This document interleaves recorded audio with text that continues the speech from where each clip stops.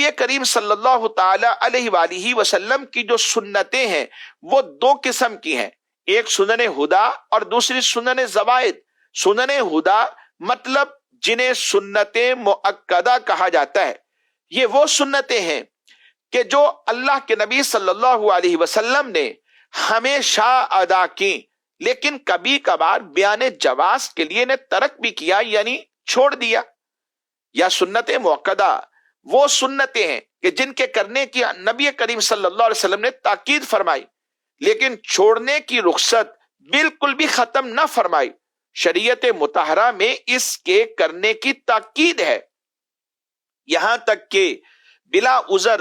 ایک بار چھوڑ دینے سے بندہ مستحق ملامت ہوتا ہے، وہ اساعت کا مرتکب ٹھہرتا ہے، گویا کہ اس نے برا کام کیا۔ علماء نے تو یہاں تک لکھا کہ بلا عذر ایک بار بھی چھوڑنے والا ملامت کا مستحق ٹھہرتا ہے، اور اگر کوئی اسے ترک کرنے کی عادت بنا لے تو وہ فاسق ہے، مردود الشہادہ ہے، یعنی اس کی شہادت کو بھی قبول نہیں کیا جائے گا، اور یہ بندہ عذاب کا مستحق ٹھہرے گا۔ اور جو سنن زوائد ہیں جنہیں ہم سنت غیر مؤکدہ کہتے ہیں، یہ وہ سنتیں ہیں جن کا چھوڑنا شریعت میں ناپسندیدہ ضرور ہے، یعنی یہ ایک اچھا عمل نہیں ہے، مگر چھوڑنا